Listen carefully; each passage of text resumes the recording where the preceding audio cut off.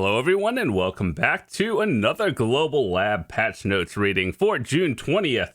So I haven't read these notes yet. We're going to read it together, and usually Global Lab patch notes come to the live server the following week, so we get some interesting stuff to see in advance. And if you want to read this for yourself, it's translated from Korean to English.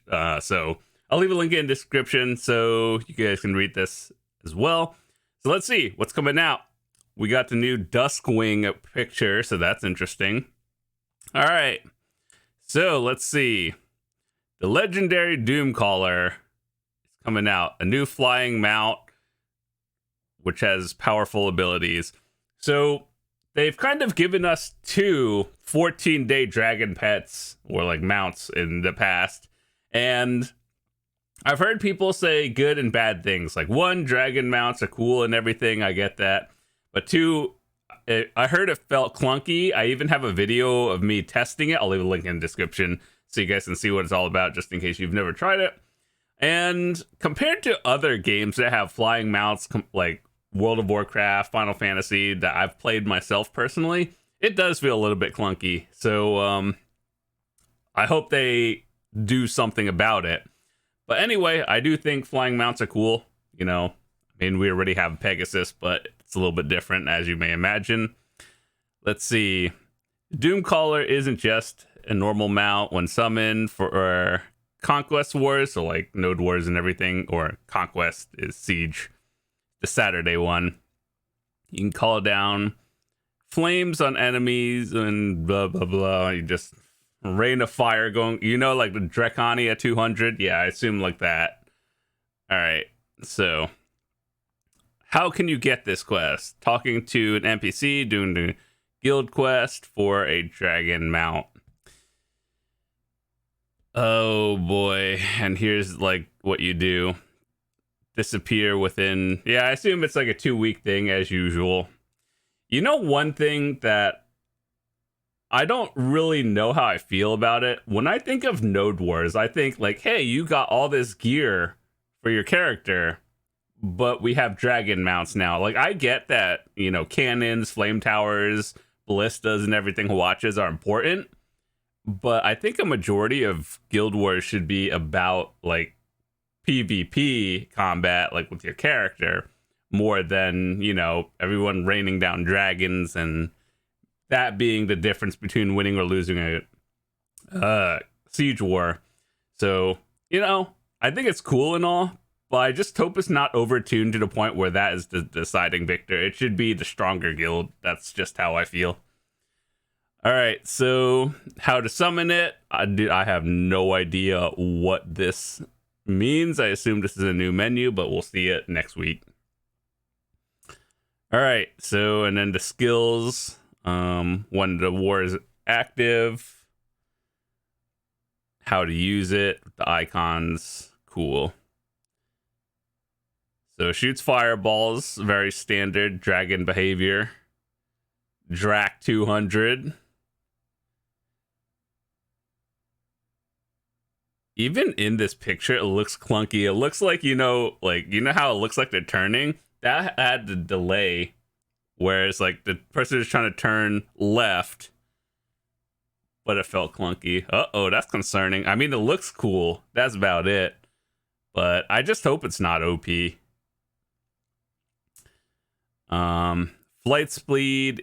Flight speed increased by 33% compared to Twilight Wings, whatever half of this means. I still have my second box in my storage. Okay, so class changes. Valkyrie fixed an issue with a combo with the Celestial Spear would become unnatural when Celestial Spear was on cooldown.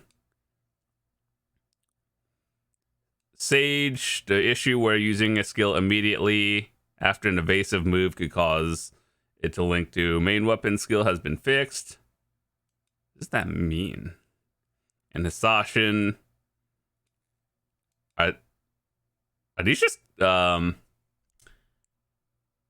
like visual errors? Or except the Sage one, that seems like a mechanical one, but these look like visual errors. All right, so item improvement icons have been changed. So from these to this. I like the Vel's art change. That one looks cool. These, I mean, it's not bad. It's just like, of all the issues in the game, this is what you do. I don't think it's bad. It's just one of those like what who asked kind of things, but I mean, cool, I guess. And yeah, this one is actually kind of important though. Like for these, you can only have one alchemy stone buff. Like one, you can have like a life skill and a destruction going on at the same time, but you can't have like two destructions going on. So I don't think this was as important. But this one, the Florins, Giovanni Golan books or scrolls, the life skill scrolls. Yeah, these are important. I'm glad these are changed. This is a good one. This one, on the other hand, I feel like it's just kind of whatever. You know what I mean? All right, so we changed the material icons to make them easier to distinguish. Oh. Okay. Like higher texture. Dude, this one looks exactly the same as this one, but they image flipped it. Like, wait, what even changed? I'm trying to figure this out. Like, you see these three? Look exactly like this one. Same with this one. And same with that one.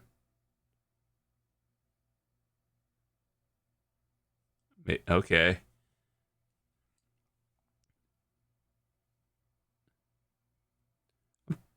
Did they just add this again? Because like some of these have more visual differences. Like these have different colors and then effects on it. They added some new ones on the side.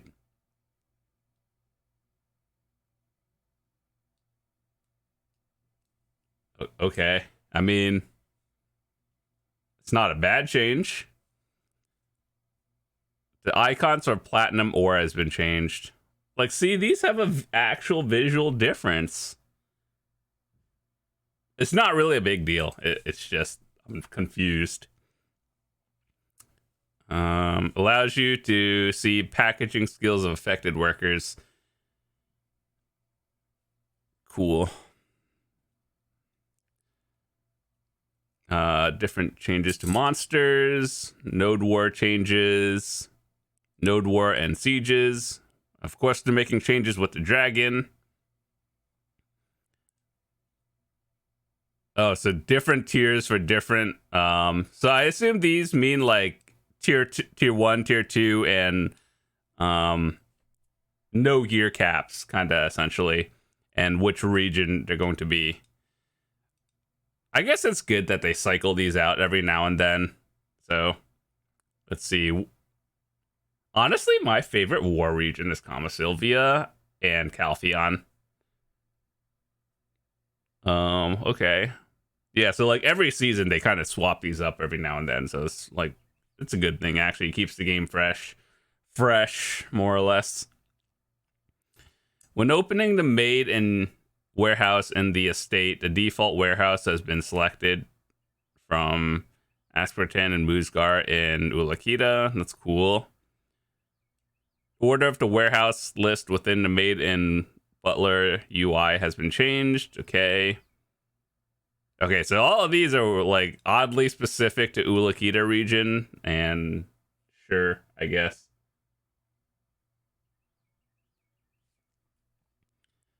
Categories that are no longer in use have been removed. Cool, to cleaning up the UI, and a bunch of bug fixes. All right, so that was a quick patch notes reading this week. What do I think of it? I obviously the highlight is going to be the dragon again that we're going to get, and I just hope that when people use it in Siege, it's not like you know, a really game changing thing. I hope it's like, you know, your average elephant and ogre, you know. It just kind of like it helps, but it's not like a here, I'm gonna shoot a fireball down and chunk everyone's health by like 90%. I hope that doesn't happen, but we'll see. I assume people are going to be complaining. Damage applied is an attack skill. When it hits, damage reduction is reduced by 45 evasion. Okay, so this is a debuff. And this is a knockback. That's pretty...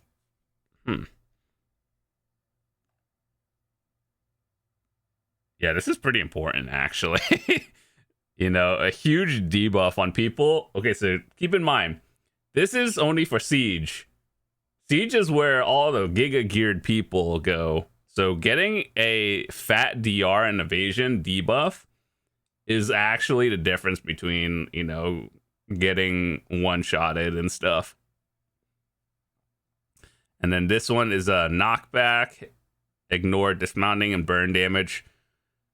I hope this burn damage is, you know, not too crazy, actually, because putting a dot on you is actually bad. Restore Black Spirit Rage. This one's kind of whatever. Most people just feed each other anyway, BSR. But this one, the huge debuff, that one's pretty important. The Wall of Fire. Knockback. Yeah, I assume this is actually going to be like pretty important, to be honest. So, especially for, let's see, which side do I think is going to be more benefited from using it? If you are a castle defender,